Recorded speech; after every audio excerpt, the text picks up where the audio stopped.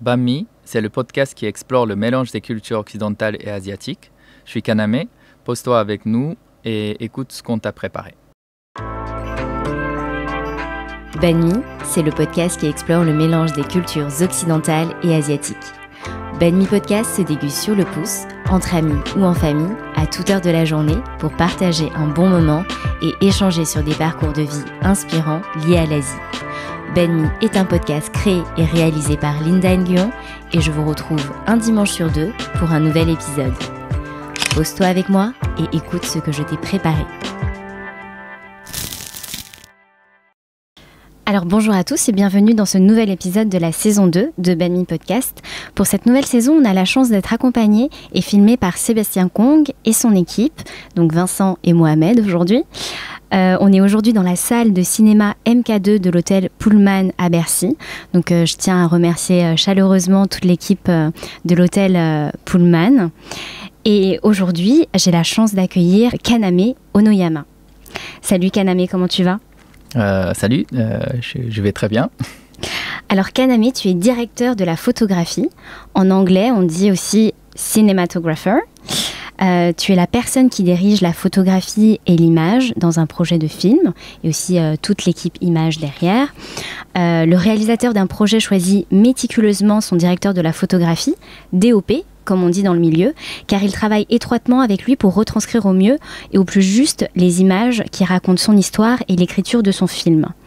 Tu as travaillé sur des projets de vidéoclips comme Underdog de Alicia Keys, Yumi de Justin Bieber, Break My Heart de Dua Lipa qui a été réalisé par Henry Scofield avec qui tu as déjà travaillé sur le clip Vossy Bop de Stormzy, qui a remporté 4 prix en 2019, dont le prix Best Video of the Year des UK Music Awards. On retrouve aussi ton travail de DOP dans des films narratifs. Donc tu as travaillé avec Amin Sidi Boumedienne sur le long métrage Abou Leila. C'était ton 3e long métrage. Tu as travaillé avec Koya Kamura sur Homesick.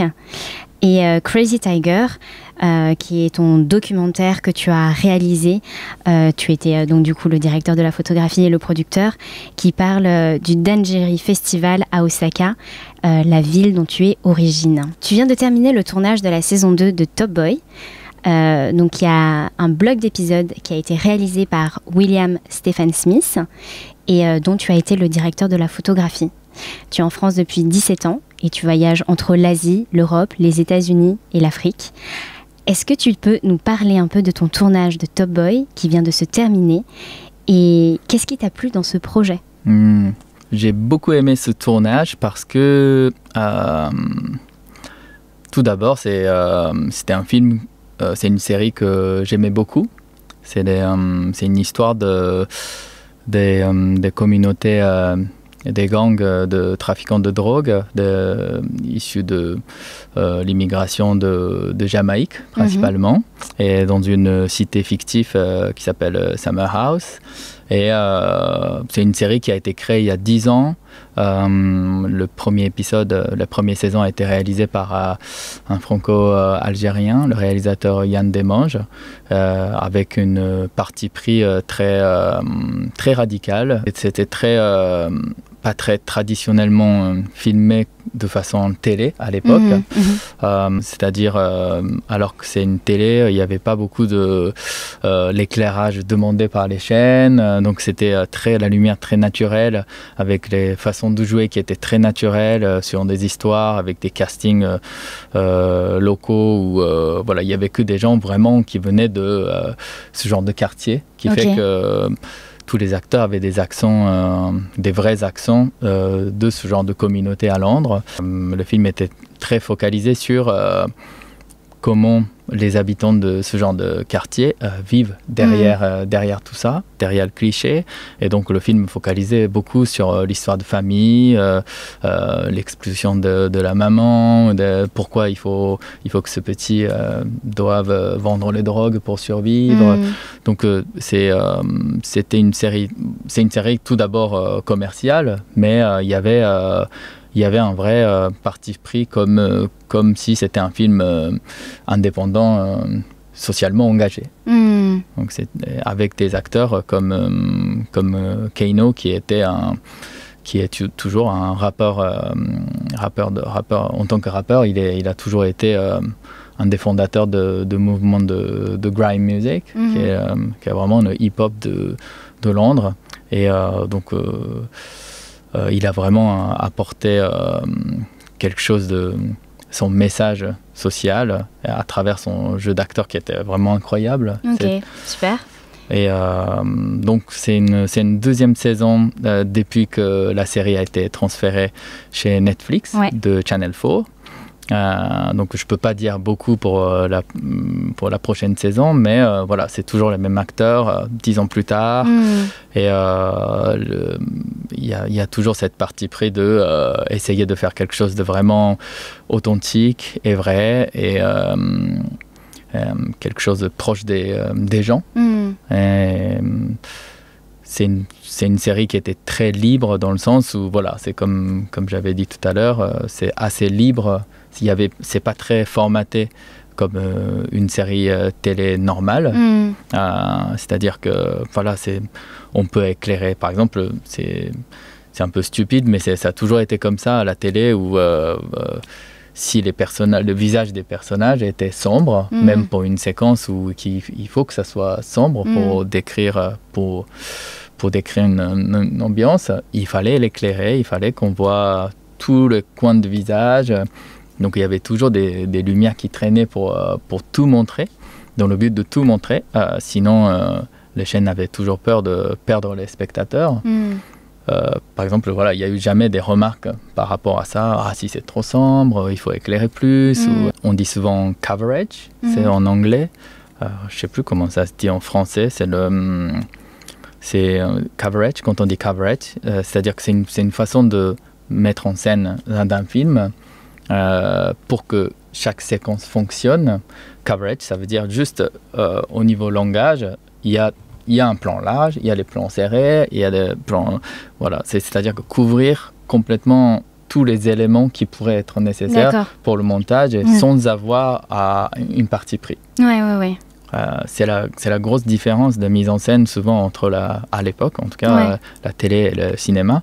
Dans le cinéma où on peut toujours essayer de suivre un seul regard, voilà, la caméra arrive à bouger librement, alors que comme la télé, il y avait toute cette contrainte de donner des images où on peut modifier tout au montage.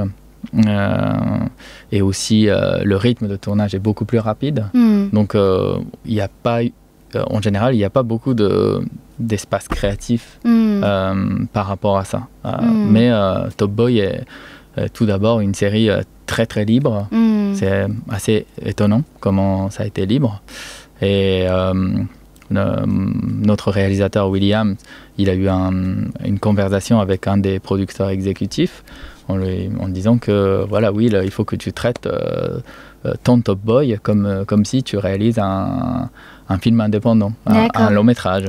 Et après, voilà, derrière, on sait qu'il y a bien sûr, il y a des contraintes, il y a des matières à fournir avec le temps qu'on avait, mais assez régulièrement, on arrivait à partir sur une direction assez assumée, donc avec le risque que parfois il n'y a pas de gros plan de tel personnage, mais dans le but dans cette séquence qu'on montre l'autre regard. Donc dans l'ensemble, c'était vraiment génial pour moi. Donc une grande liberté pour toi et puis la chance de travailler ensemble avec William Stephen Smith. T'avais déjà travaillé avec lui ou pas non, du tout? lui-même, c'est un jeune réalisateur qui est en train de monter. Donc c'était la première fois qu'il a réalisé plusieurs épisodes. Il a sorti New York University et puis il a déménagé à LA et voilà, c'était aussi pour lui une occasion très importante et donc on s'est rencontrés, on s'est très très bien entendus, on a très vite compris qu'on a le même envie artistique.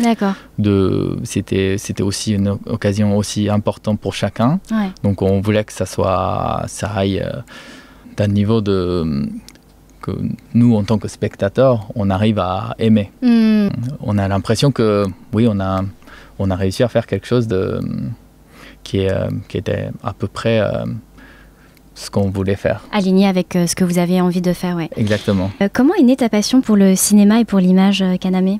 Je ne suis pas dans une famille où on regardait les cinémas tous les jours. Par contre, moi, je suis un enfant de 2 parents artistes céramistes et qui ont fait l'école de Beaux-Arts à Tokyo. Donc, la création, c'était quelque chose qui était toujours présent à la maison. Par contre, depuis l'enfance, j'ai toujours voulu faire autre chose que ce que mes parents faisaient. Et j'étais très attiré tout au début par le dessin et le manga ou le cinéma d'animation. Voilà, j'ai été beaucoup attiré par l'histoire et aussi le dessin. Donc, mon premier rêve, c'était de devenir un auteur de manga ou l'animation. D'accord. Après, j'ai eu des éducations un peu... J'étais dans un internat religieux assez strict où j'avais pas... À Osaka, c'est ça? À Osaka. Ouais. J'avais pas beaucoup d'accès à l'art en général. Le cinéma n'existait pratiquement pas. Toutes mes années de l'adolescence, des années 90 à la campagne, où la seule chose que je pouvais regarder, c'était un film qui passait vendredi soir à la télé qu'on pouvait regarder si on avait demandé pour l'enregistrer. Donc il n'y avait que des grands films comme Alien ou Back to the Future, ou voilà, que des grands films américains que je pouvais voir. Mais fallait que tu demandes à tes parents ou fallait que tu demandes... dans l'internat. À l'internat. Voilà, à l'internat, il fallait demander au prof d'enregistrer dans une cassette. Ouais. Pour qu'on arrive à le regarder pendant le week-end. Mais mis à part ça, on n'avait pas l'accès même à la télé. Mais j'avais très soif de l'art en général. Et c'est comme ça que je commence à être vraiment plongé dans la littérature. Parce que la bibliothèque, c'était le seul... C'était ton échappatoire. L'espace culturel qui était donné à nous. Et c'est là où j'ai découvert plein de choses. Et mon envie de vouloir dessiner pour raconter une histoire est passée à écrire pour raconter une histoire. Ok. Et ensuite, une fois que j'ai été accepté dans une fac à Tokyo, j'ai commencé à faire des études de littérature. Mais très vite, je me suis dit, la littérature, je ne voulais pas juste devenir écrivain, mais je cherchais encore d'autres possibilités de faire une création. Et j'étais toujours intéressé par le cinéma d'animation aussi, mais j'avais aucun talent pour dessiner, en vrai. Et c'est comme ça que je commence à vraiment regarder le cinéma depuis que je suis allé à Tokyo. D'accord. Et voilà. Donc tu as été t'as touché le cinéma à partir de tes années de fac, en fait, c'est ça? Ouais, donc à partir de 18 ans, on peut dire. C'était très... avant ça, j'avais pas vraiment l'accès au cinéma. Mais par contre, voilà, c'était aussi mon rêve de pouvoir aller voir des films à Tokyo. Donc pour moi, c'était hyper important d'aller dans une grande ville comme Tokyo et... de se balader dans les salles de cinéma indépendants pour découvrir le monde. Voilà, c'était vraiment, ça faisait partie de mon grande envie de l'adolescence. Est-ce que tu avais des influences, en fait, quand tu as commencé à découvrir le cinéma à Tokyo, qui te donnaient envie de faire du cinéma? Oui, je me rappelle très bien le tout premier film que j'ai vu justement dans une salle de cinéma à Shibuya, qui s'appelle Cinema Rise, qui n'existe plus malheureusement, mais c'était une salle de cinéma qui était très symbolique pour les cinéphiles à Tokyo à cette époque, qui présentait tous les cinémas principalement européens. Et le premier film que j'ai vu à ce moment-là, c'était Seul contre tous de Gaspard Noé. C'est un cinéaste français assez extrême, on peut dire. Et voilà, moi j'adore... c'était la première fois que j'ai entendu la langue française aussi. Et j'ai été bouleversé par le film. Et c'était la première fois où à travers un cinéma filmé, j'ai senti une profondeur de l'émotion comme je pouvais trouver dans la littérature. Mais j'avais jamais eu l'expérience comme ça avant ce film-là. Et à partir de là, dans ce cinéma, je commençais à y aller tous les mois, une fois que le programme changeait. Et je me rappelle, l'année 2000, c'était l'année où il y a Wong Kar-wai avec In the Mood for Love, Dancer in the Dark de Lars von Trier. Il y avait plein de grands cinéastes d'aujourd'hui qui présentaient un des premiers films et à chaque fois, qui m'ont beaucoup marqué. Et c'est là où je commence à me dire, c'est peut-être le cinéma que je veux faire. Mais j'avais aucune connaissance. Je savais même pas ce que c'était la caméra. J'étais intéressé que ce que le cinéma représente et la ligne narrative, mais pas. J'avais jamais imaginé comment ça se fabriquait. Et, bien sûr, c'est à ce moment-là, je savais même pas ce que c'était le métier de directeur de la photographie, qui m'intéressait pas encore. Mais j'étais très sensible à l'image et donc j'ai découvert plus tard en arrivant en France. D'accord. Donc tu es arrivé en France en quelle année ? En 2004, donc tout de suite après 4 ans de fac à Tokyo. Donc c'était ta fac de littérature ? Exactement. Pourquoi tu as choisi de venir en France particulièrement ?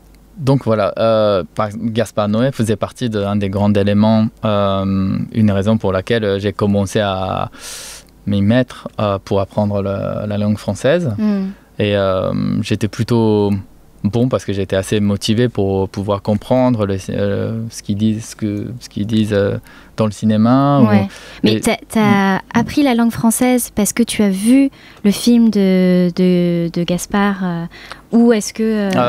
Oui, mais ça faisait partie d'une des raisons. Mais à la base, quand j'ai été accepté par la fac, il fallait juste cocher une deuxième langue étrangère. Et j'ai coché, je me rappelle très bien, j'ai coché l'italien. Sans raison. J'étais pas particulièrement fan de l'Italie ou quoi. C'était, pour moi, la deuxième langue étrangère n'était pas important. Je savais qu'il fallait... C'était un peu le hasard. Peu le hasard. J'ai juste coché l'italien. Et ma mère était à côté. Et elle m'a dit, mais pourquoi l'Italie ? Comme elle est prof d'art aussi. L'Italie, la Renaissance, c'est trop vieux. Il faut pas apprendre des choses trop vieux. Mais qu'est-ce qu'il faut faire ? Le français. D'accord. C'est juste, j'avais aucune idée de ce que c'était. Mais j'ai juste coché le français comme ça. Donc c'était ça le départ. Un peu grâce à ta maman du coup. Un peu, ouais. Et j'ai vu le film. Après voilà, ça m'a beaucoup plu à apprendre et j'étais très curieux. J'ai trouvé ça très beau, la sonorité de la langue française que je voulais imiter. J'ai acheté des cassettes et d'écouter. Ça a commencé comme ça. D'accord. Tu parlais français avant d'arriver en France alors ? Disons qu'en tant qu'un Japonais, d'apprendre une langue étrangère à la fac comme ça, c'est jamais suffisant pour être... Mais tu avais tes bases et tout ça, t'es pas... Oui, j'avais une bonne base déjà. Donc je pouvais dire ce que je voulais et tout ça, mais j'arrivais pas à suivre les conversations en groupe, par exemple. Et qu'est-ce que tu as pensé de la France alors, la première fois que tu es arrivé ici ? Surtout la France était pour moi une sorte de contre-exemple du Japon. Je sais pas si contre-exemple, c'est pas forcément de manière négative, c'est plus j'ai déjà dans la jeunesse, dans l'internat qui est aussi strict, j'ai énormément souffert et aussi une fois que j'ai gagné la liberté en étant étudiant à Tokyo dans une super fac et que j'avais l'accès à tout et j'ai quand même souffert parce que je me suis senti un peu enfermé. Le Japon, on était sur cette rail de l'éducation nationale qui amène tout le monde à faire exactement la même chose que tout le monde. C'est-à-dire, pourquoi faire une grande école ? C'est pour avoir des bons métiers. Les bons métiers, c'est quoi ? C'est pour gagner de l'argent, pour travailler pendant tout le reste de ta vie pour une banque, pour devenir un politicien ou pour faire des commerces internationaux, pour devenir avocat. Ou, voilà, ma fac était très réputée pour ça. D'accord. Et donc j'étais plus ou moins une sorte de... Je faisais partie des élites des jeunes japonais qui allaient faire tourner la machine économique plus tard. Mais au niveau mentalité, j'étais pas du tout là. Et voilà, j'étais une espèce de... Alors que je devais suivre comme tout le monde pour pouvoir réussir, alors que j'étais pas du tout intéressé à la réussite comme la société nous proposait. Et au final, tous mes amis ont coupé des cheveux, ils sont tous mis en costard et de se présenter dans toutes les entreprises. Toi aussi, tu as mis un costard? Donc j'étais prêt à faire ça. Ouais. Je me suis inscrit sur une sorte de site web qui répertoriait toutes les meilleures entreprises. Et c'est comme ça que voilà, le recrutement se fait d'une manière assez bizarre au Japon. À la fin de tes études, voilà, toutes les sociétés essayent d'organiser un concours collectif. Donc, il faut prendre les meilleurs élèves. Voilà. Et il faut absolument être présent tel jour-là. Oui, et donc, tous les jours, tu vas, voilà, tu te présentes dans telle entreprise pour gagner les meilleurs contrats, meilleures conditions de vie plus tard. Donc, c'est un peu au Japon, comme c'est une société tout d'abord capitaliste et un peu socialiste, mais moins que l'Europe. Donc, il fallait que tu te couvres par toi-même pour assurer ton minimum de vie, et c'est les entreprises qui prennent cette responsabilité. C'est aussi un peu la raison pour laquelle les gens essayent d'avoir une sorte de sécurité en donnant 40 ans de leur vie à une entreprise. Voilà. Et moi je voulais pas le faire, mais j'étais pas sûr à 100%. Ok. Et donc je voulais faire le cinéma, mais je cherchais aussi un moyen pour faire le cinéma, mais peut-être le côté plutôt business ou voilà. Mais il y a rien qui m'a plu, et puis je me suis dit bon, moi j'arrête tout ça et je pars quelque part. Et la France restait encore dans le coin de ma tête. Bon, bah au pire, je peux m'enfuir vers la France.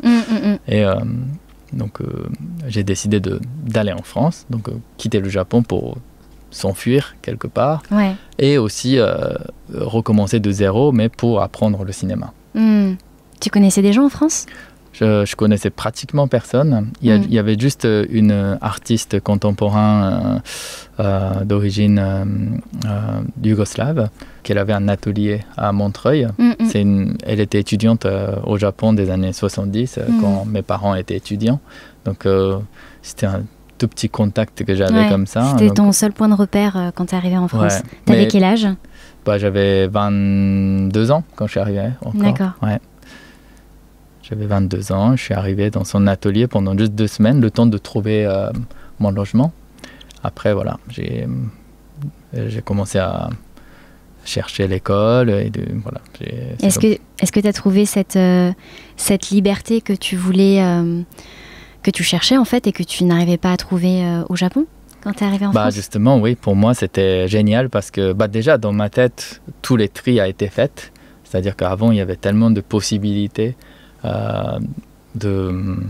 d'organiser le reste de ma vie, alors que maintenant, à ce moment-là, j'avais vraiment décidé maintenant je ne sais pas comment ça marche, mais faire le cinéma, c'est le seul but, et il faut tout faire et c'est la raison pour laquelle il faut apprendre le français, et aussi il faut trouver une école, il faut trouver des amis, donc tout est...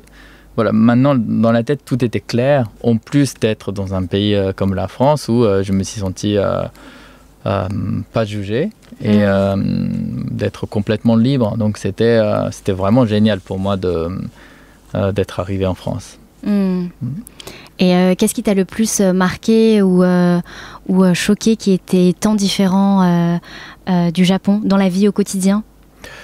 Disons que tout est nouveau, tout était tellement différent que même le moindre des détails, rien que pour acheter du pain, tout m'a choqué. Mais je me rappelle très bien quand le jour où on m'a demandé, par exemple, pourquoi tu as fait cette école, alors que tu voulais pas particulièrement suivre les parcours comme les autres, par exemple. C'est ces questions-là que, quand j'étais au Japon, c'est vrai que je me suis jamais posé.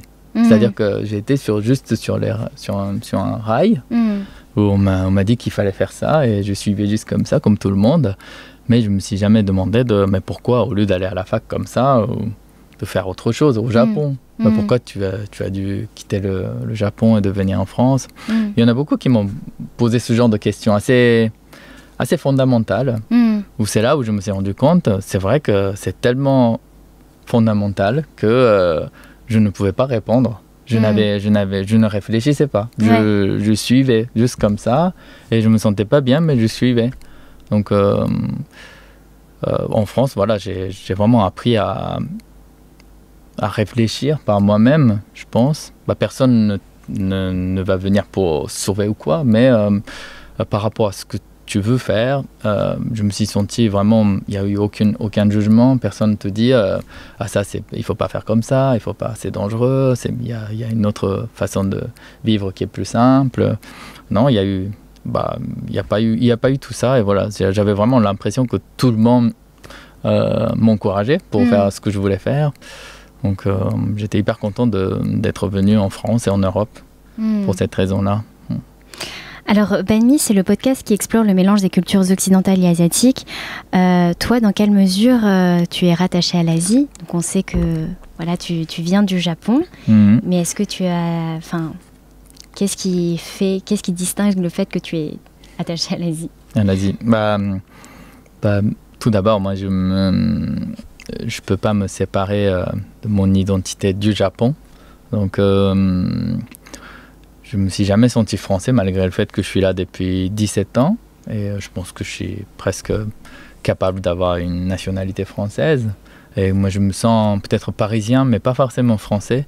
Et le fait d'être japonais, ça a toujours été hyper important. Et j'ai toujours cette envie de faire un film de manière européenne, on peut dire, comme type de film que j'aime bien, mais qui raconte, qui met une lumière sur les thématiques au Japon, par exemple.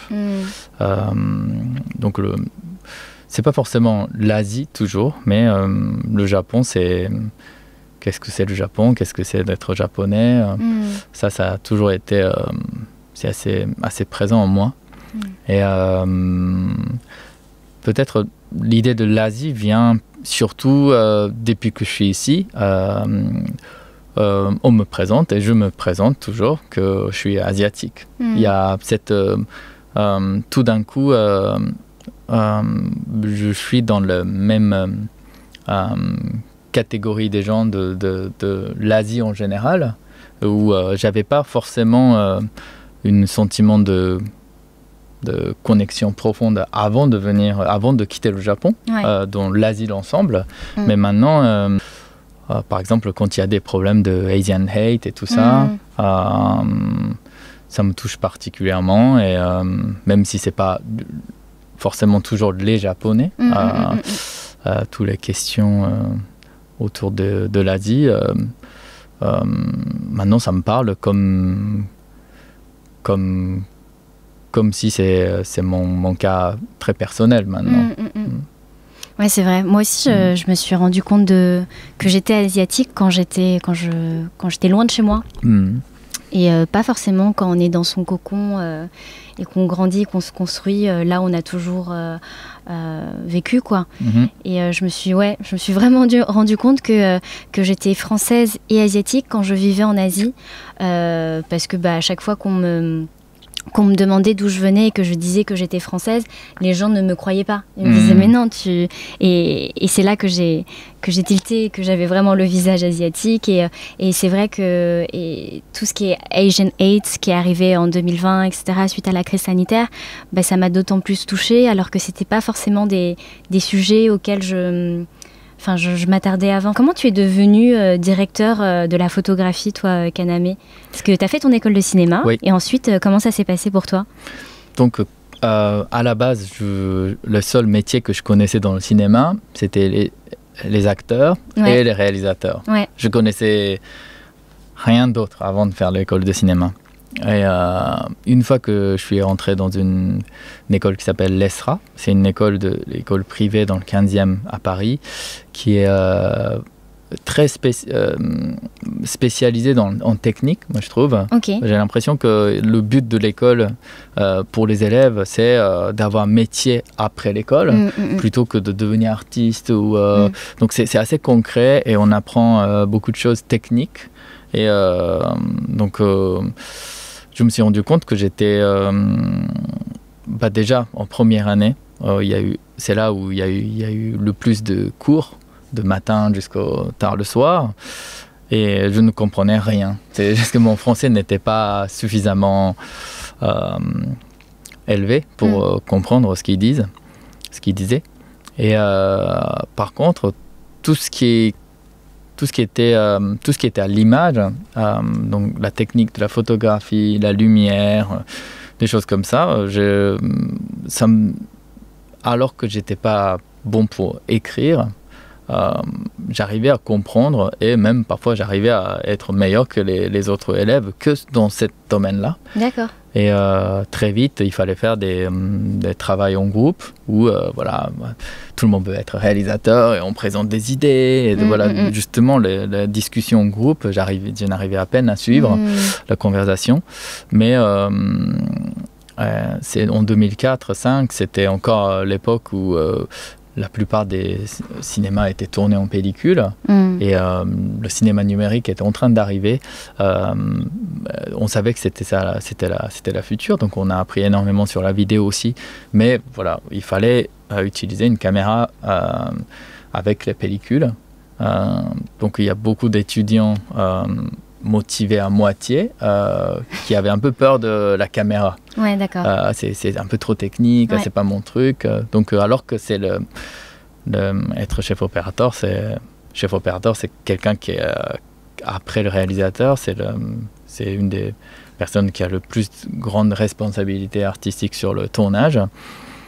Personne ne voulait vraiment essayer dans le groupe où j'étais et la caméra était disponible, donc je l'ai pris comme ça et j'ai commencé à filmer. Là, je me rappelle très bien la première sensation d'avoir pris la caméra et les choses que je voyais à travers le viseur, c'était tellement beau et c'était tellement cool, tout simplement. Ça m'a donné envie ou plutôt je me suis dit c'est peut-être le seul truc que je peux faire et puis j'ai l'impression que j'aime bien. Et je commence à aider les films d'étudiants de deuxième année, troisième année, ceux qui ont un peu plus d'expérience. Et à chaque fois j'étais scotché sur le travail de chef opérateur. Pourquoi il met la lumière comme ça, pourquoi il prend la caméra comme ça. Donc je posais énormément de questions, mais que sur la lumière et la caméra et la technique de la prise de vue. Et donc au fur et à mesure, je suis devenu passionné de la cinématographie et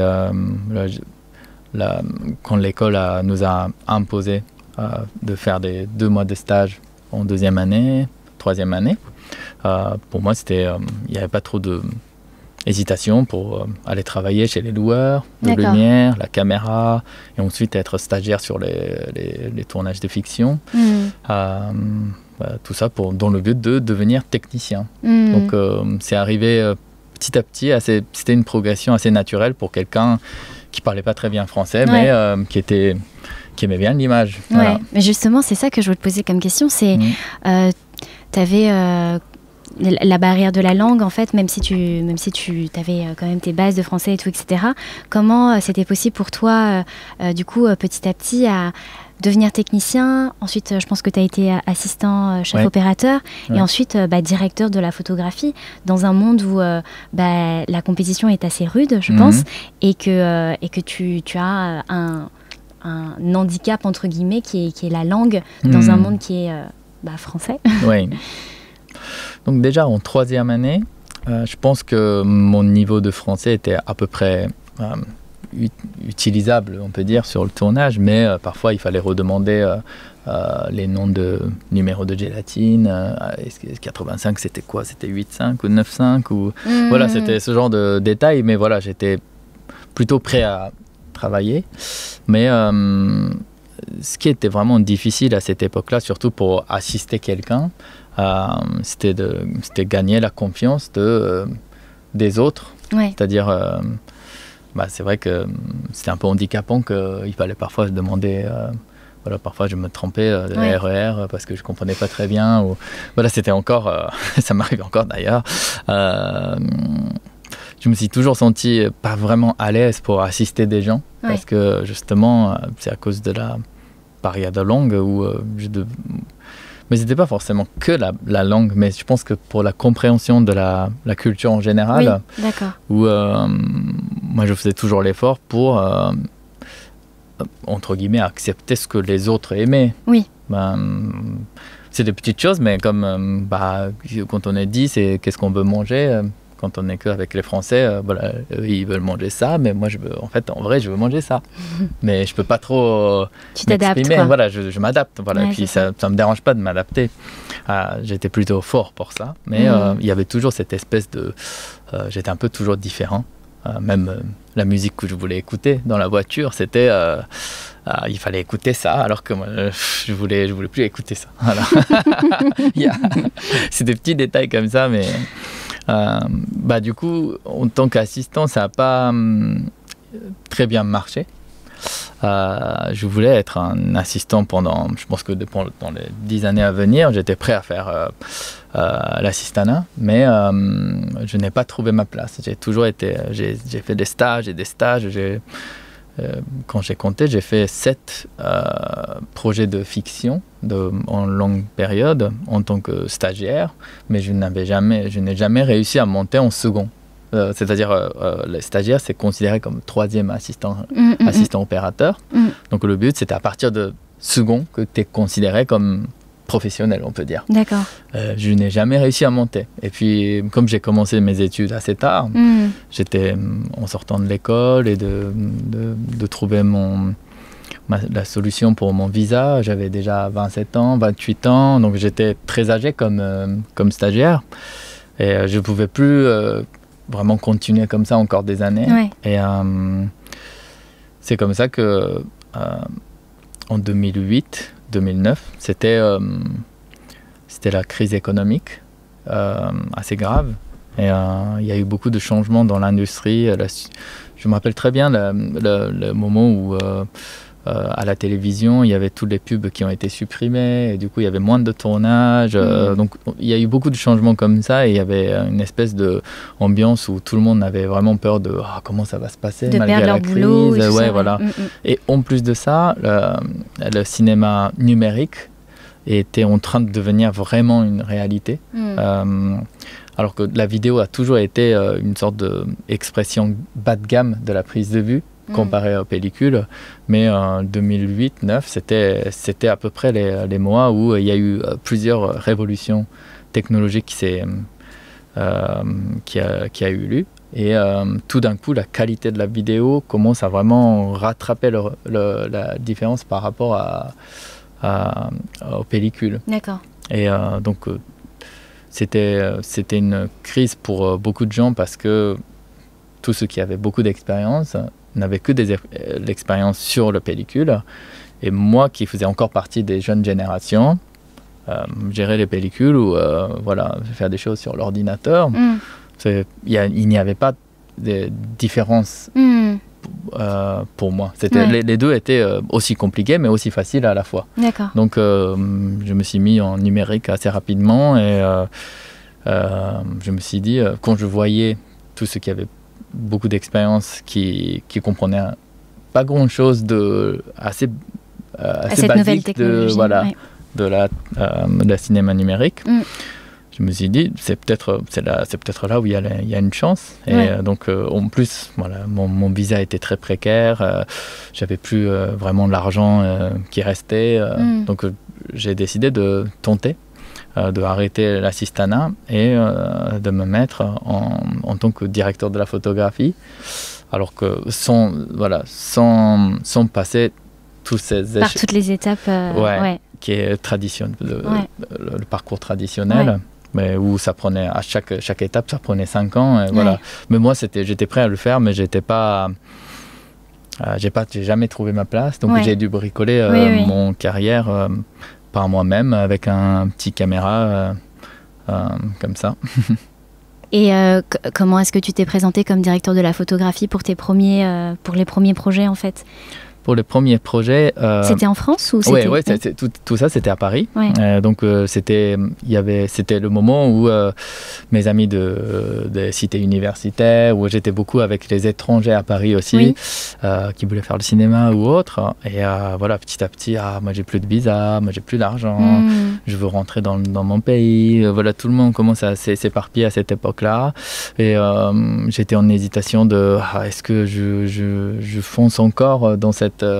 j'avais l'impression d'être un peu une sorte d'impasse parce qu'il n'y a rien qui marchait en tant qu'assistant et je ne sentais pas trop de l'avenir à partir d'un moment. Un ami très proche, un de mes meilleurs amis de l'école qui était brésilien, on était un des rares étrangers à l'école et lui il était stagiaire dans une agence de pub et il a eu un petit projet en tant que réalisateur pour une vidéo que pour Facebook. C'est-à-dire, voilà, c'était un peu le début de la publicité sur les réseaux sociaux. Donc, quand j'ai entendu une vidéo que pour Facebook, ça veut dire quoi? Ça serait jamais à la télé, il n'y avait même pas le smartphone encore. Ouais. Et donc, non, c'est que sur Facebook. Voilà, c'était peu après que le Facebook a été créé. Et donc, le budget était vraiment, vraiment petit. Et lui, il voulait que je fasse l'image. Et dans la même semaine, à ce moment-là où j'avais vraiment besoin de l'argent, mais vraiment pour survivre, j'avais une proposition de 5 jours de tournage de grande publicité à Paris. C'était un projet financièrement vraiment nécessaire pour continuer à vivre. Mais c'est le moment où je me suis dit, je fais ce projet-là avec mon ami, ce petit projet pour Facebook. Je gagnais moins, mais au moins ça me met en question de voilà. C'est-à-dire que je refuse ce projet en tant qu'assistant, mais à partir de là, je fais que ça. Et puis je mets toute mon énergie pour me débrouiller en tant que directeur de la photographie, mais je suis parti de rien du tout. C'est fou, parce que c'était risqué. Enfin, dans le sens où tu avais le choix entre avoir de l'argent et pouvoir continuer à subsister à tes besoins, ou te lancer dans un truc dans lequel tu t'es jamais lancé avec moins de budget, mais au moins ça t'a mis le pied à l'étrier et puis c'est comme ça que t'as commencé, quoi. Disons que le risque, c'est souvent c'est ça que je donne comme conseil aux jeunes aussi. C'est vrai que sur le moment, ça avait l'air d'être très, très risqué en court terme, c'est-à-dire le loyer que tu dois payer à la fin du mois, où c'était un risque. Mais en long terme, déjà, si ma carrière ne progressait pas, à un moment donné, voilà, ça ne marchait plus et voilà, il fallait faire autre chose. Donc, en termes de long terme, au final, c'était plus de risque de continuer à être assistant, alors que je savais que j'étais déjà dans un impasse. Donc voilà, je suis content d'avoir... Donc j'ai pris des décisions comme ça où les gens disent que j'ai pris des risques pour passer une étape au-dessus. Mais pour moi... c'était de sortir aussi de ta zone de confort, en fait. Ouais. Et c'était le risque de continuer à ne rien changer. Oui. Pour moi, j'aimerais bien faire ce métier encore 30 ans. Mais si on continue la même chose tout de suite, tu n'auras plus de boulot. Donc il faut se réinventer, il faut proposer il faut essayer de nouvelles choses, il faut être inventif. Tout ça, ça fait partie de ma philosophie. Et voilà, dès le début, j'ai l'impression que voilà, j'ai toujours utilisé ça pour faire des choix de ma carrière. Je suis assez d'accord avec toi. Enfin, moi, aujourd'hui, je me suis lancée dans ce projet de podcast. Avant, j'étais dans un métier qui me permettait un revenu qui me permettait de vivre et d'être libre. Mais j'étais arrivée au plafond où je commençais à tourner en rond et que j'arrivais plus à me réinventer. Et c'est pour ça que j'ai tout quitté. Donc le risque de tout quitter pour faire complètement autre chose. Donc de sortir de sa bulle de confort. Et je crois que... Et je pense que c'est un truc que j'aime beaucoup là, ce que je suis en train de faire avec le podcast. Et je crois que j'ai jamais été autant épanouie alors que je gagne pas encore ma vie avec, mais que c'est cool parce que on suit vraiment ce qu'on a vraiment envie de faire. Donc voilà. Je suis d'accord. C'est comme ça que ça marche. Et puis j'ai l'impression que tous les gens qui m'entourent, on est tous, on a tout ça en commun, je trouve, de suivre la passion et de prendre des risques pour avoir quelque chose qu'on a vraiment envie. Alors, je l'ai dit en introduction, tu as travaillé sur de beaux films de courts-métrages et de longs-métrages, aussi des vidéoclips. On t'appelle pour travailler sur des clips de Justin Bieber, de Dua Lipa, d'Alicia Keys. Qu'est-ce qui fait que ton regard et ta manière de travailler est si unique et pourquoi les gens te font appel à toi, à ton avis? Par exemple, tu as travaillé plusieurs fois avec Henry Scofield qui a réalisé Break My Heart et Underdog. Non, ça c'était c'était pas... Break My Heart et Stormzy. Ça c'est... tu m'avais déjà demandé, mais c'est vrai que je sais pas, je sais vraiment pas, je peux pas me dire qu'est-ce qui est différent. Mais en tout cas, ce qui est sûr, je pense, c'est le côté risque et de quelque chose de se réinventer, essayer de se réinventer, de proposer des nouvelles choses, de ne pas faire la même chose deux fois et de essayer d'améliorer. C'est très basique ce que je dis, mais c'est là-dessus où j'essaie au lieu de juste copier les autres ou de faire quelque chose qui marche, j'essaie toujours de trouver un projet qui est un défi pour moi de cette époque-là. À chaque moment de ma vie, j'essaie de prendre un projet qui est un défi et d'essayer quelque chose de toujours essayer de quelque chose de nouveau. Je pense que tout le monde fait ça, mais je vois pas quelque chose de vraiment particulier à part ça. Quel conseil tu donnerais à la jeune génération par rapport à ce métier-là que tu fais? Pour être chef opérateur, tu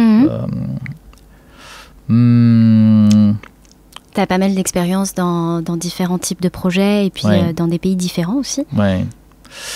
C'est vrai que j'ai très souvent cette question, comment on fait pour être directeur de la photographie, comment on fait... Donc c'est vraiment différent par rapport à d'autres métiers comme, je sais pas, comme un avocat ou on n'a pas d'un diplôme, on n'a pas de... C'est un métier qui n'est pas basé sur le système, c'est-à-dire le jour où tu te considères que tu es un chef opérateur, tu es chef opérateur, mais tu dois vraiment savoir ce que c'est. Chef opérateur, c'est le terme français de directeur de la photographie. Ce qui est sûr, c'est qu'il va falloir qu'on soit très passionné et il ne faut pas accepter des choses qui te font mentir. Donc il y a beaucoup de projets où tu fais ça parce que tu veux gagner juste de l'argent, tu veux faire ça parce que les autres pensent que c'est bien. Il y a beaucoup ça et au plus possible, dès le début, surtout dès le début, c'est important d'aller rencontrer des gens avec qui vous voulez travailler, avec qui vous voulez créer quelque chose, sur le type de projet que vous voulez vraiment faire, mais en long terme. Mais il faut y aller dès maintenant, si possible. Ça, c'est hyper important, plutôt que d'abord je fais ça et après, voilà. Au final, de toute façon, dans le futur, on s'aperçoit qu'on a toujours fait des mauvais choix et on est arrivé tant bien que mal. Oui, mais c'est vraiment important de dès maintenant d'aller essayer d'aller rencontrer des gens qu'il faut et voilà, on se renseigne avec qui on doit être. C'est hyper important de toute l'étape de la carrière. Il y a des jeunes cinéastes qui viennent me voir souvent. Et moi, je ne peux pas rencontrer tous parce que moi, je suis occupé aussi. Et voilà, je ne peux pas être un conseiller de tous les étudiants de cinéma non plus. Mais c'est bien d'aller rencontrer des gens comme ça. Et il faut toujours personnaliser. Voilà, pourquoi il faut qu'on soit sûr de pourquoi on veut rencontrer telle personne, qu'est-ce qu'on connaît sur cette personne, on se renseigne, on apprend et voilà, on montre la motivation et forcément comme c'est un métier qui est basé sur les passions, je pense qu'on ne refuse jamais ceux qui sont vraiment passionnés comme nous tous. Justement, c'est difficile de trouver des gens qui sont jeunes, qui sont aussi motivés que nous. Voilà, si vous sentez que vous êtes plus motivé que moi, voilà, essayez de contacter, essayez de rencontrer. On est là et on est plutôt ouvert. Donc voilà, n'hésitez surtout pas à aller vers quelque chose dans une direction où vous voulez aller directement. Est-ce que tu as des directeurs de photographie dont tu admires le travail C'est très... peut-être ce que je dis est très classique aussi. Mais par exemple, Roger Deakins, c'est un chef opérateur qui a fait tous les films de Cohen. C'est quelqu'un qui a Denis Villeneuve. Il a eu l'Oscar avec Blade Runner. Voilà, c'est quelqu'un qui est le plus connu, donc c'est assez facile de dire que c'est lui qui m'a inspiré. Moi, je ne l'ai jamais rencontré, je ne le connais pas, mais c'est quelqu'un qui a, depuis le début d'Internet, il a créé son blog, forum, pour partager tout son savoir-faire. Et donc, on a toujours été connectés par lui. Tous les jeunes chefs opérateurs de cette planète étaient connectés avec lui directement sur son site web. Et il a toujours continué comme ça. Et récemment, il a ouvert son podcast qui s'appelle Team Deakins, il invite tous les cinéastes. Mais voilà, à chaque fois, comme il est le meilleur au monde, tous ses invités sont les meilleurs au monde aussi. Et donc, c'est un podcast assez amical. Ils racontent leur vie, ils posent des questions. Mais qu'est-ce que tu aimes, mais c'est quelque chose qui n'est pas écrit dans les bouquins prestigieux sur le monde de la cinématographie où on raconte que des belles choses sublimées. Et donc, Roger, c'est quelqu'un qui... a toujours été là pour le partage, la transmission, et c'est à travers qui on apprend que le côté humain est vraiment important dans notre métier. C'est un métier de travail entre les gens, à côté de toutes ces légendes sur la technique qu'il a inventée, réinventée. C'est assez impressionnant. Donc les gens comme ça, en vrai, c'est très très rare. Quand j'ai commencé à être chef opérateur, j'avais l'impression que toute l'industrie était que l'histoire de la compétition et de ne pas dire ce qu'on fait. Mais c'est vraiment en train de changer grâce aux gens comme lui. Et par exemple, en France, il y a un ami chef opérateur, Mathias Boucard, qui est considéré comme le meilleur chef opérateur de notre génération. Il m'a invité, par exemple, sur son tournage d'un long métrage qu'il est en train de faire avec Netflix, avec un grand metteur en scène. Il m'a juste invité pour que je vois ce qu'il fait. Il commence à y avoir des gens comme ça qui sont là pour le partage, parce que c'est pas parce que je viens sur le tournage qu'il gagne quelque chose. Il voulait vraiment me montrer ce qu'il fait, de partager de cette occasion incroyable plutôt que de le garder comme une expérience personnelle. Il voulait le partager. Et aussi à Londres, je suis allé rencontré un jeune chef opérateur de notre génération qui s'appelle Xavier Kirchner, qui est quelqu'un qui vient de Antigua et il est allé à New York et il a réussi à créer son réseau à New York. Et un jour, il a eu une grande opportunité complètement surprenante qui vient d'un grand metteur en scène britannique qui s'appelle Steve McQueen, qui a eu l'Oscar avec 12 Years a Slave. Et son premier film, Hunger, m'a tellement marqué. Donc pour moi, c'est le meilleur réalisateur au monde. Et il a toujours travaillé avec un autre chef opérateur très connu anglais qui s'appelle Sean Bobbitt, qui est considéré comme un grand maître de la cinématographie et qui est quelqu'un de très âgé aujourd'hui.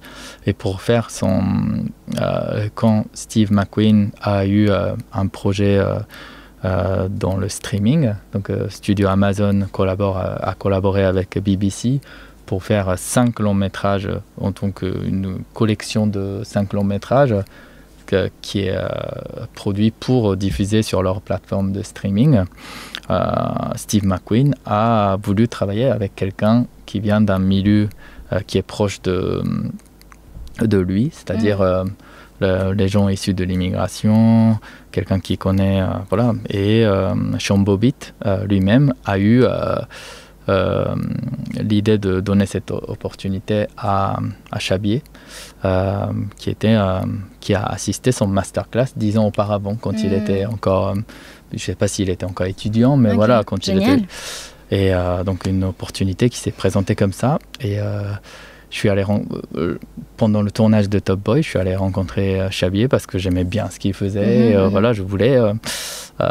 J'étais vraiment curieux de quel type de personne qui peut avoir ce genre d'opportunité et pourquoi. Et là, je suis allé le rencontrer. Voilà, c'est là où j'ai très vite compris à quel point il est généreux. Bien sûr, il est en tant qu'artiste, il a un talent énorme. Mais aussi, c'est quelqu'un qui était très ravi que je vienne visiter pour partager son histoire, qu'il a même jamais raconté dans les interviews et tout ça, malgré le fait qu'il a eu tous les prix de meilleure cinématographie à travers ses films, qui s'appelle Small Axe. Et donc il m'a tellement raconté qu'est-ce que c'est de travailler avec un metteur en scène de telle ampleur et à quel point ça peut être aussi difficile psychologiquement. Et donc toutes les questions intéressantes, drôles et difficiles, il était super ravi de tout partager. Et moi, moi je le respecte encore plus après le rencontre des gens comme lui. Et j'aimerais bien être un chef opérateur de ce type, comment dire.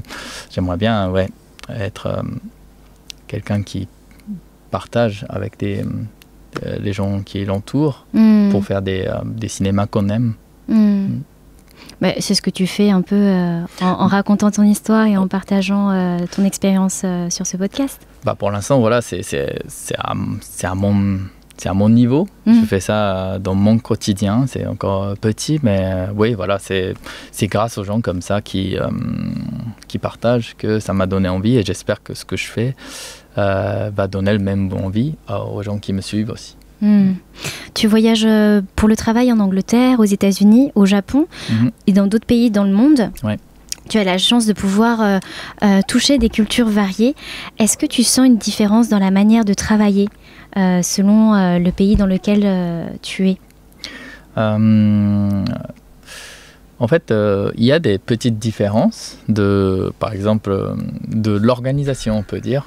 C'est-à-dire, en France, on est un des rares pays où, par exemple, tu sais ce que c'est le clap? Ouais. Voilà, pour synchroniser l'image et le son. Oui. Qui fait le clap? C'est en fonction du pays, c'est très différent. Mais en France, dans les pays francophones, j'ai l'impression, on a une espèce de système un peu à part où c'est des machinistes, c'est-à-dire ceux qui gèrent le mouvement caméra avec la dolly, la grue. Et aussi en France, c'est eux qui sécurisent les matériels pour pas que ça tombe sur la tête. C'est les machinistes qui font le clap. Et donc c'est assez drôle, ça fait rire. Alors que au Japon et en Angleterre. En Angleterre, dans beaucoup de pays, c'est les assistants caméra qui font le clap. Et au Japon, c'est l'assistant mise en scène, parce que l'assistant mise en scène, c'est ceux qui sont le plus proches à la caméra. D'accord.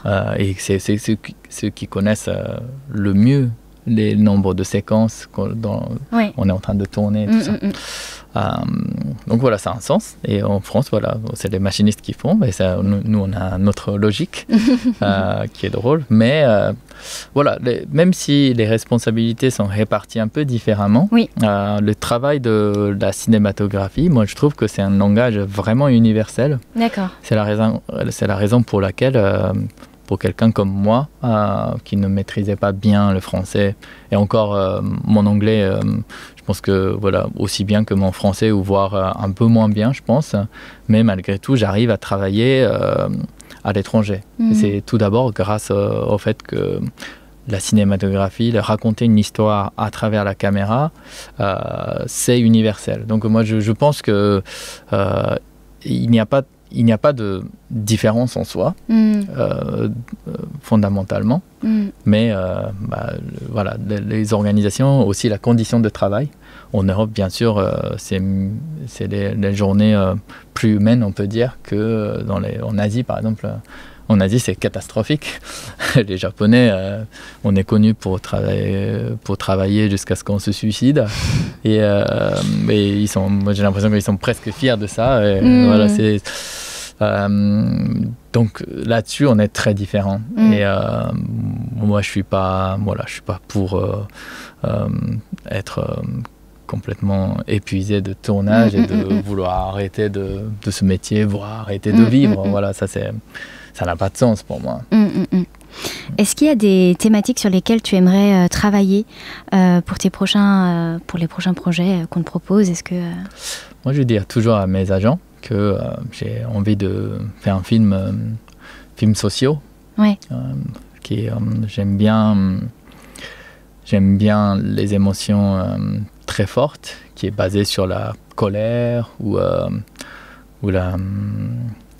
la difficulté ou la jalousie ou toute une sorte d'émotion forte. J'aime bien voir ça dans le cinéma, et c'est là où je peux vraiment ressentir les personnages à travers les émotions fortes. Et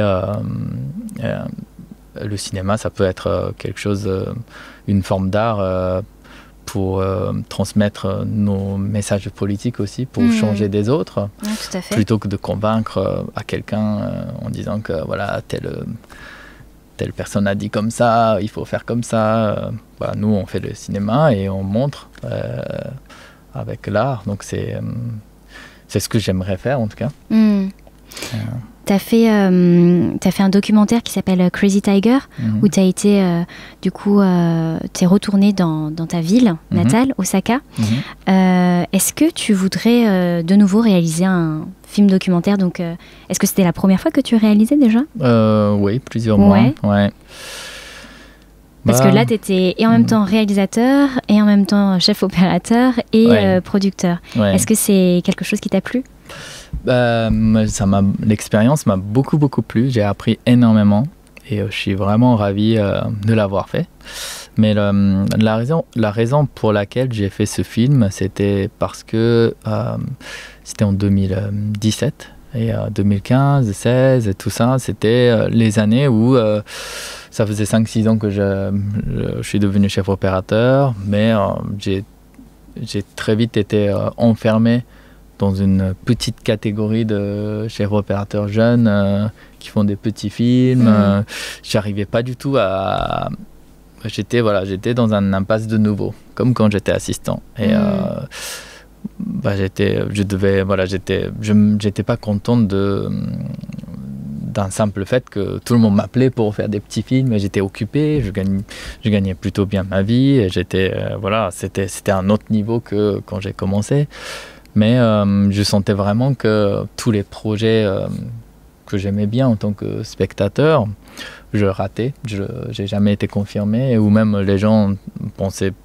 J'avais réalisé que les gens pensaient absolument pas que, par exemple, j'aimais bien Gaspard Noé, par exemple. Ou qui pourrait deviner à cette époque que je voulais faire des films sociaux, par exemple. Parce que voilà, moi je n'acceptais que des choses qui tombaient et j'étais très occupé dans le quotidien, mais je n'étais plus heureux juste parce que je travaillais beaucoup, c'était pas suffisant pour être heureux, et je voulais vraiment faire des films, faire le cinéma déjà, et qui était toujours très difficile pour entrer. C'est toujours, je suis en train de travailler pour. Et donc je voulais vraiment changer, et comme la discussion de début, je savais qu'il fallait changer radicalement quelque chose. Donc c'est l'année où j'ai décidé de refuser tout ce qui venait, tous les types de projets que je faisais avant, et je me suis donné 2 mois de vacances créatifs pour monter ce projet-là. Okay. Et c'est arrivé très vite parce que ça faisait longtemps que je voulais filmer ce festival. Ouais.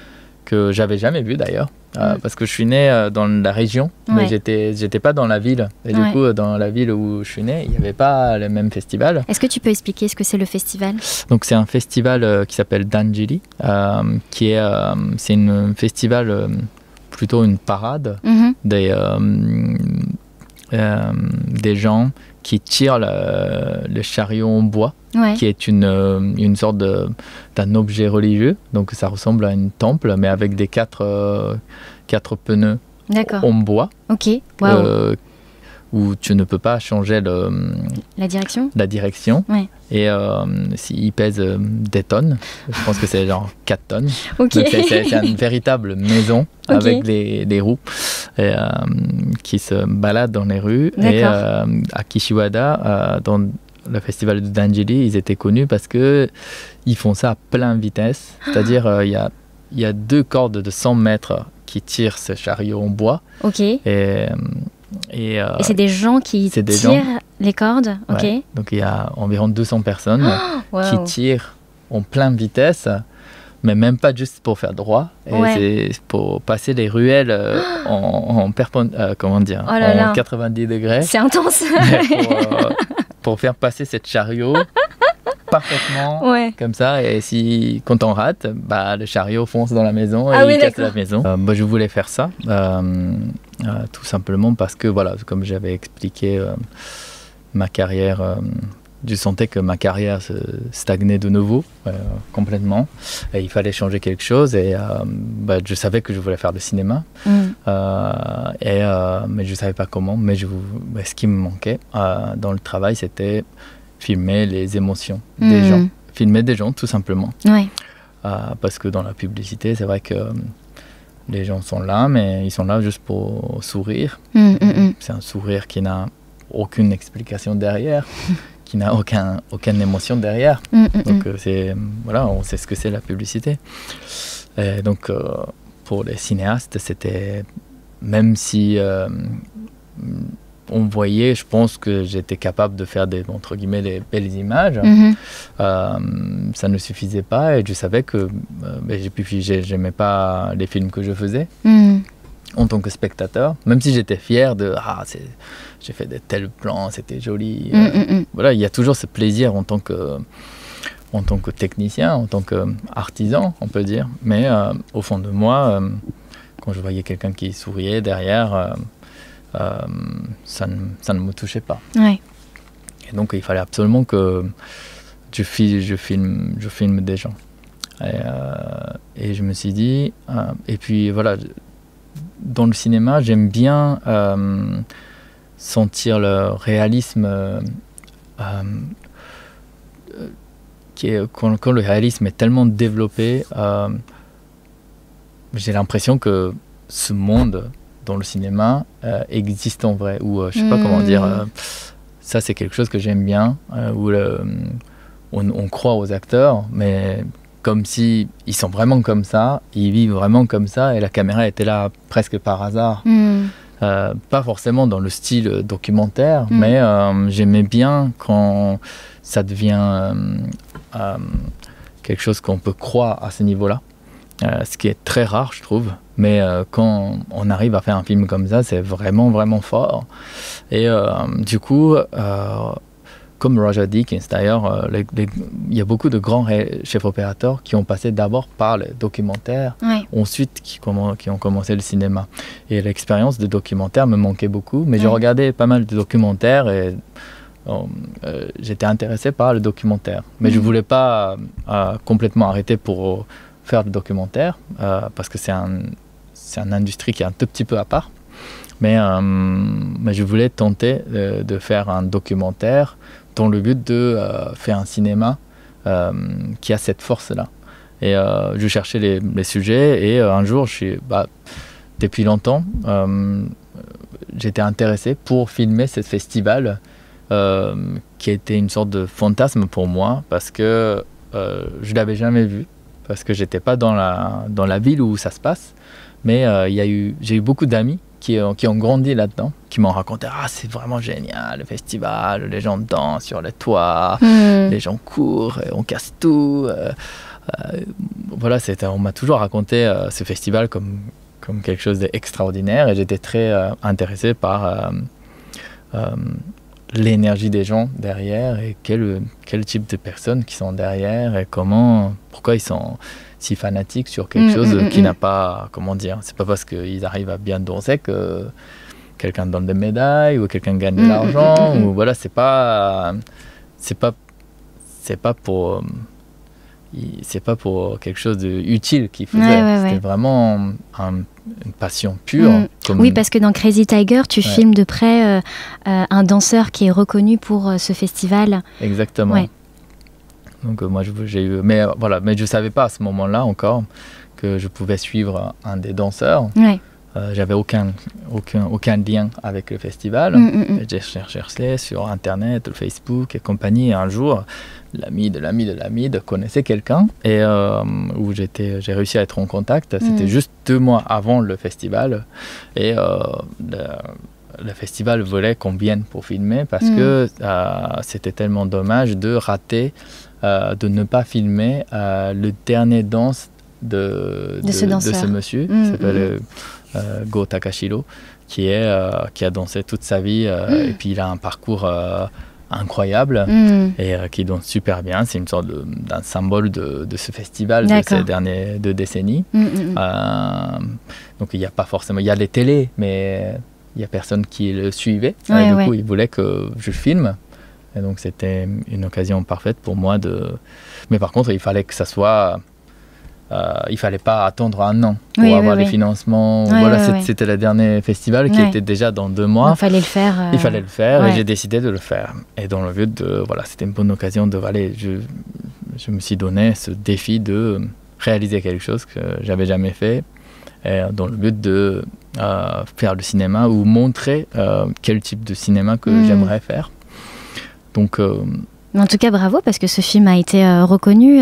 Tu as eu un prix. Ouais, quelques petits prix. Mais bon, après, dans le résultat, je pense que j'imaginais quelque chose d'encore mieux dans ma tête. Mais comme c'est parti rapidement, on a dû finir rapidement. Le résultat est pas aussi incroyable que ce que j'ai vu, ce que j'ai vécu peut-être, à cause de manque de l'expérience et beaucoup de choses, je pense. Mais les choses que j'ai appris à travers cette expérience et cette œuvre est vraiment précieux en moi en tant que chef opérateur et peut-être en tant que réalisateur aussi. J'ai pas forcément envie de devenir réalisateur, mais... T'as envie de quand même renouveler l'expérience de la réalisation ? C'est vrai que l'expérience de Crazy Tiger était tellement... ça me faisait battre le cœur tous les jours, et c'était extraordinaire. Après, j'ai pas envie de juste... j'ai pas envie d'aller vers... le but n'est pas de devenir réalisateur. C'est-à-dire, mon but, c'est vraiment faire un film aussi bien que tous les films qui m'ont touché et qui m'ont changé ma vie. Donc j'espère pouvoir faire ça en tant que chef opérateur. Je pense que voilà, c'est là où je suis le plus à l'aise et c'est là, moi je sens que si je continue comme ça un jour, je vais rencontrer un projet qui va de nouveau faire battre ton cœur comme exactement. Crazy Tiger. Exactement.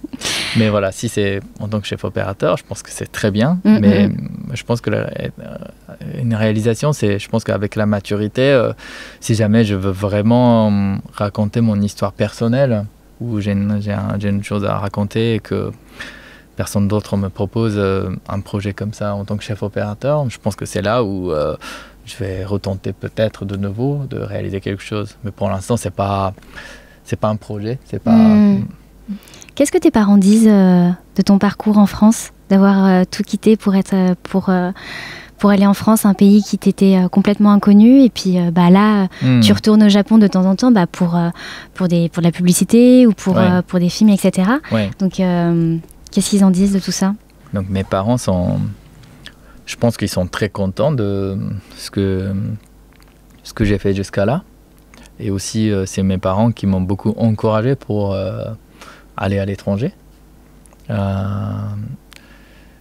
Mes parents ne comprenaient pas surtout pourquoi j'ai fait ce choix des études, d'aller vouloir aller dans une bonne fac et essayer de suivre les parcours comme tout le monde.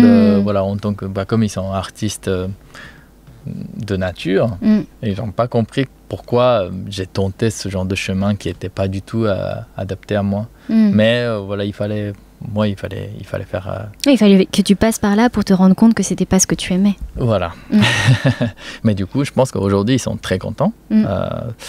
Après, voilà, je sais pas quand je vais pouvoir rentrer au Japon. Donc là-dessus, je sais pas s'ils sont contents, ils sont tristes ou j'en sais rien. Mais professionnellement parlant, je pense qu'ils sont très fiers de moi, je pense. Tu as créé un groupe qui s'appelle Div+, il y a quelques mois. Est-ce que tu peux nous en dire un peu plus sur ce groupe que tu as créé? Oui, donc j'ai commencé à travailler dans les pays anglophones, comme l'Angleterre ou les États-Unis depuis peu. Donc j'ai eu le visa O1 seulement en 2019. Le visa O1, c'est pour travailler aux États-Unis. Et j'ai eu mon agent anglais aux mêmes périodes. Donc c'est à partir de là où j'ai commencé à vraiment travailler en Angleterre. Et donc, j'ai vu, j'imaginais Londres, avant j'avais imaginé Londres comme une ville internationale comme Paris. C'est-à-dire voilà, l'histoire de passé colonial assez similaire, avec des populations très mélangées. Mais en allant à Londres, j'ai vu que les choses se passaient un peu différemment qu'en France. Les gens... Et puis en même période, il y a eu Black Lives Matter qui est arrivé. J'ai été très touché par ça. Et aussi, surtout mes amis noirs étaient surtout très très touchés. Mais pas que les noirs, mais tout le monde était très touché. Mais il y en a eu... J'ai vu beaucoup de gens qui étaient vraiment en colère, mais la rage venait de cœur et de la frustration qui est très profonde. Et j'étais très touché, mais en même temps, j'arrivais pas à être en état de rage, par exemple. Je pense parce que j'avais pas le même expérience jusque-là. Mais en tout cas, c'était très... je commençais à être vraiment intéressé la différence de l'émotion sur le même événement, et je voulais vraiment comprendre, et je voulais aller vers ceux qui étaient en manifestation. Et donc j'ai fait la manifestation, j'ai essayé d'écouter l'expérience à travers les Londoniens et petit à petit, je commence à avoir cette empathie de déjà vouloir changer notre industrie. Donc depuis le Black Lives Matter à Londres, il y a beaucoup de jeunes chefs opérateurs d'à peu près mon niveau. Il y en a pas mal qui sont issus de la diversité. Ils ont commencé à vraiment créer des groupes, d'être collectifs pour vraiment changer pour dire des messages sur les réseaux sociaux, ou pour essayer de... Même, il y a des actes de dénonciation par rapport au racisme. Il y a eu énormément de mouvements qui ont été créés. Je suivais tout simplement les mouvements, mais en soutenant. Et j'ai eu ce projet de la série Top Boy. En fait, Top Boy, c'est une série qui existe depuis 10 ans. Et je ne le savais pas, mais c'est un projet assez... emblématique pour le cinéma de la diversité pour l'Angleterre. C'est une série qui est très très aimée par les Londoniens parce que c'est très authentique et aussi voilà, ça ressemble vraiment à Londres comme on connaît, c'est-à-dire il y a des gens de toutes les couleurs qui se croisent et c'est la réalité de notre quotidien, même à Paris, alors que dans le cinéma l'issue de tout ce qui est propos de la diversité est souvent caricaturé ou ignoré, ou c'est comme si on n'est pas vraiment représenté. Mais Top Boy est déjà a eu énormément de succès alors qu'il n'y avait pas des stars comme ça à la base. Les gens se sont sentis représentés avec cette série. Donc c'est vraiment est-ce que si tu es noir ou blanc ou asiatique ou on aimait en Angleterre, j'ai l'impression qu'on aime tous Top Boy, même si c'est pas forcément la série où il y a le plus d'argent, le plus de qualité. Voilà, c'est une super série, mais voilà, il peut y avoir encore des meilleures séries, je pense. Mais c'est une série qui est vraiment importante pour les Londoniens. Et donc j'étais content d'avoir été proposé. Et le premier jour où je suis allé au bureau, le moment de Covid le plus sévère, où Londres complètement fermé, il n'y a aucun commerce qui était ouvert, je suis allé au bureau et c'est là où j'ai vu que déjà le niveau de bureau c'était complètement mélangé, vraiment comme nous on connaît Paris ou à Londres, où voilà, c'était la première fois que j'ai vu ça. Et déjà le réalisateur William, c'est une personne noire britannique de notre génération, et dans la production il y avait des personnes noires ou blancs ou asiatiques ou hommes et femmes. Il y avait vraiment, c'était super varié et je me suis dit waouh, c'est la première fois que j'ai vu ça. D'accord. Moi je suis pas du tout dans le milieu des tournages, des plateaux, etc. Et je me rends pas compte à quel point c'est si exceptionnel que ça de voir autant de personnes mélangées. Ça l'est parce que dans tes tournages tu as plus l'habitude de voir le même type de personnes et... Voilà, c'est toujours le problème, mais en Angleterre ou aux États-Unis, on en parle beaucoup. Et puis, eux, ils n'ont même pas peur de donner le quota, par exemple, pour imposer, voilà, pour pas que ça soit que entre les mêmes types de personnes. Voilà, on impose d'un quota pour avoir au moins un tel nombre de personnes qui doit être issu de la diversité, ou voilà, on essaie d'avoir moitié de femmes, moitié hommes. Voilà, en France, encore, voilà, les questions de hommes et femmes, je pense que grâce à tous les travaux incroyables des féministes en France, les choses ont petit à petit changé. Et puis, ce n'est plus du tout le tabou de parler de l'égalité hommes et femmes, mais la question de la diversité, on est tous d'accord, on est super en retard et c'est presque le tabou. Et donc j'ai fait Top Boy et j'ai vu que c'était déjà super mélangé, mais aussi j'ai découvert que c'était pas comme ça juste parce que ça a été fait naturellement. C'est-à-dire il y a eu énormément de travail de la production pour beaucoup d'efforts qui a été fait pour que ce soit mélangé et harmonieux dans le lieu de travail. Donc j'ai trouvé vraiment super. Et puis ils m'ont même proposé d'avoir un stagiaire issu de l'immigration. Et moi je trouvais super pour juste donner une occasion pour être sur une série qui leur fait rêver. Et c'est génial. Donc j'ai dit ok. Et puis c'est là où je me suis dit ça c'est quelque chose qui marche. En fait en France, je commence à en parler à mes amis en France. Il y en a beaucoup qui m'ont dit que ça c'est pas bien, c'est une discrimination de donner des chances à certains types de personnes, alors qu'il faut choisir que des bons, etc. Mais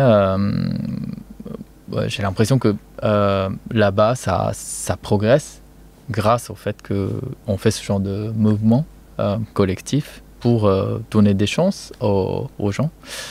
En tout cas, je suis convaincu que ça aide. Et j'ai vu qu'il y a quelques associations comme ça en France, mais peut-être ça marche dans le casting, ça marche dans la production, ça marche dans le HMC, la coiffure et tout ça. Mais quant à la caméra, c'est le dernière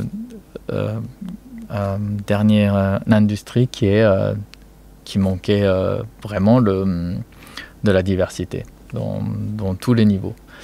Et puis il y avait vraiment personne qui faisait ce genre de choses en France. Et tout le monde a peur ce qui est un peu bizarre, mais on a peur de donner des chances à ceux qui en ont besoin. Mais après, voilà, pour donner des chances à bonnes personnes, il faut les chercher, il faut les rencontrer, c'est un travail qui n'est pas que sur on fait des appels et on fait venir. C'est vraiment, il faut aller rencontrer des gens, dans le but d'aider la nouvelle génération. Et qu'est-ce que tu fais du coup dans Divé Plus alors Donc pour l'instant, comme c'est tout nouveau, on dit Divé Plus, mais voilà, c'est un nom qu'on a donné un peu comme ça, et c'est juste un groupe où moi j'ai essayé de contacter tous ceux qui sont issus de l'immigration, ou tous qui sont exclus en fonction de leur genre, ou petit à petit, voilà, j'essaye de rencontrer des gens en dehors de travail, et à force de rencontrer, il y a un tel chef opérateur noir qui vient de Guyane que je connaissais pas alors que je connaissais le nom. Voilà, avant j'ai jamais eu le déclic pour aller rencontrer des gens pour écouter leur histoire. Donc maintenant j'ai décidé de mettre un rendez-vous avec tout le monde et d'aller rencontrer et de partager toutes nos histoires, et dans le but de créer une sorte de communauté comme ça, qui n'est pas forcément officielle, mais c'est le lien des gens, des gens qui s'entraident dans le but de donner des chances aux personnes de la nouvelle génération. Donc c'est-à-dire moi par exemple, là au début de septembre, j'ai eu un tournage en France, là grâce à Divé Plus, et j'ai fait venir les étudiants qui sortent de l'école, qui n'ont jamais réussi à trouver des opportunités, voilà, j'ai déjà rencontré quelques-uns comme ça. Et moi j'essaye de négocier avec la production pour qu'eux ils sont présents sur le tournage, et j'essaye de leur former depuis la préparation. On fait les repérages pour découvrir le lieu, analyser comment on peut exploiter le lieu techniquement. Donc toutes ces choses-là qui se transmettent vraiment de manière hyper cachée, je trouve. C'est pas, on n'apprend pas vraiment à l'école. C'est moi-même, j'ai appris énormément sur le tas, en discutant avec les gens. Donc j'ai envie d'éduquer les gens de jeune génération à mon niveau. C'est-à-dire, je peux pas amener 100 personnes comme ça, je peux pas, voilà, c'est pas un voyage d'école, mais si je fais ça, à chaque tournage, déjà, je peux donner une petite opportunité. Et aussi, c'est pas juste une fois. C'est-à-dire, on s'est rencontrés, on a rigolé ensemble. Donc, voilà, s'il y a d'autres opportunités, peut-être, tiens, prends-lui, il était cool. Ou voilà, et s'il est quelqu'un d'ouvert, peut-être sur le tournage, il peut rencontrer d'autres personnes. En espérant que, voilà, c'est ça qui va devenir la première opportunité pour s'émanciper dans l'industrie. Ouais. Pour l'instant, je n'ai pas vraiment trouvé les autres chefs opérateurs qui font ça ou qui veulent faire comme moi. Mais si jamais voilà, tous mes amis chefs opérateurs commencent à prendre une personne à chaque tournage, ça peut ne pas être que sur la question de la diversité. C'est tout. Il y en a qui parlent de différence de niveau social. Il y en a qui sont plus intéressés, sensibles à la question de handicap. Voilà, ça peut. Voilà, il peut y avoir toute une sorte de discrimination qui existe et je pense que ça sera j'espère en tout cas un jour les autres ont commencé à faire ça et si on fait tous comme ça, comme à Londres, l'industrie va ça change. En tout cas à Londres, j'ai l'impression que ils l'ont changé comme ça et c'est grâce à ce genre de mouvement dans le quotidien et donc DV+, c'est ça. C'est juste que moi, je ne peux pas imposer aux gens, mais j'essaie de transmettre des informations comme ça qui se passent à l'étranger et dans le but de éduquer ou influencer les gens pour changer le cinéma français petit à petit. Mais c'est très beau, en tout cas. C'est une super initiative. Et c'est vrai je ne sais pas, peut-être que la France a un peu de retard par rapport à ces questions-là. Mais en tout cas, donner de la chance et de semer des graines un peu par-ci, par-là pour justement élargir le champ des possibles aux gens qui veulent faire ce métier. Et je crois que c'est important parce que sinon, on peut s'amputer et sentir qu'on est en handicap en quelque sorte si on fait peut-être partie d'une minorité ou je sais pas, en tout cas moi ça a été le cas. J'avais voulu être journaliste et j'ai jamais essayé parce que je me suis dit qu'il n'y avait aucun journaliste qui était d'origine asiatique et que c'était foncer dans le mur que d'aller faire des études comme ça et d'avoir des personnes comme toi ou je pense aussi à Sébastien Kong qui nous filme en ce moment, donner la chance à des jeunes, peu importe leur milieu, ça contribue à faire changer les choses. Donc merci. Merci bien. Alors, banh mi, c'est le nom du podcast. Est-ce que tu manges des banh mi Kaname? Donc, j'ai déjà mangé banh mi. Oui. Mais j'ai pas mangé beaucoup dans ma vie. D'accord. Est-ce que tu as un plat qui te fait sentir chez toi? Un plat que tu affectionnes beaucoup? Donc, moi, je mange... j'aime bien natto. Je sais pas si ça te dit quelque chose. Natto, je connais pas. C'est les haricots, des soja. C'est les soja fermentés avec des bactéries qui vivent dans les... comment on dit? Les straws, c'est comment on dit ça? C'est pas du blé, mais dans les plantes. Ok.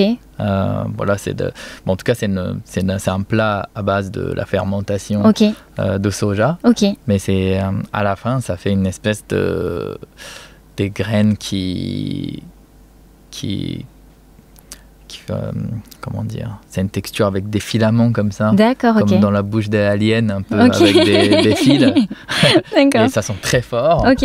Ça, je pense, c'est très typique au Japon et on mange ça au petit déjeuner même. D'accord. Et maintenant... comme ça, sans rien, avec du riz à côté ou... Oui, avec un bol de riz. D'accord, et souvent, on met le sauce de soja et un peu de sauce et voilà, on met le goût sur le truc et on mange tous les matins. Et depuis le confinement, j'ai acheté une machine pour faire le yaourt, mais dans le but de créer natto par moi-même. Ça marche très bien.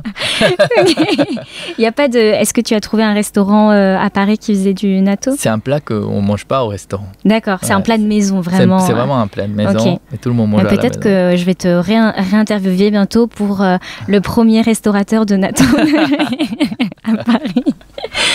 Est-ce que tu as une dernière découverte que tu as faite qui est en lien avec l'Asie et que tu aimerais partager avec nous? Moi, j'ai été longtemps très fan de Bong Joon-ho, le réalisateur coréen. Mais après, voilà, je ne suis pas coréen, je ne connais pas si bien que ça le Corée, mais c'est vrai que pour découvrir le Corée qui est très... moi, je trouve que le Corée du Sud et le Japon, on a un paysage, elle a même la mentalité assez similaire, je trouve, même si on dit que c'est totalement le contraire, on est politiquement séparés. C'est le meilleur exemple de l'Asie de l'Est, comme ça, dans le cinéma de la meilleure qualité. Je pense que c'est le film de Bong Joon-ho. Par exemple, le Parasite a gagné Oscar ces derniers temps, mais voilà, depuis 10 ans que Bong Joon-ho a toujours fait depuis même 15 ans, il a toujours fait des films magnifiques sur l'Asie, qui est extraordinaire. D'accord. Banh mi, c'est une baguette française avec des ingrédients vietnamiens. Toi, quel ingrédient tu mettrais dans ta baguette française pour la sublimer? Je suis vraiment désolé, j'ai pas très bien compris la question encore. C'est trop philosophique pour moi comme question. Qu'est-ce que je mettrais?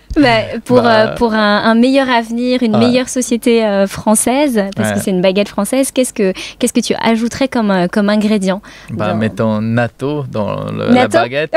Comme ça, si vous arrivez à manger... On va mettre natto alors. Et avec quelle musique tu voudrais finir cet épisode, Kaname? Ça aussi, c'est difficile. Peut-être les musiques de Studio Ghibli. Ok, laquelle? Oh là là, Porco Rosso. D'accord. Super. Écoute, Kaname, c'était un grand plaisir de te recevoir. Merci. Merci beaucoup d'avoir répondu à l'invitation.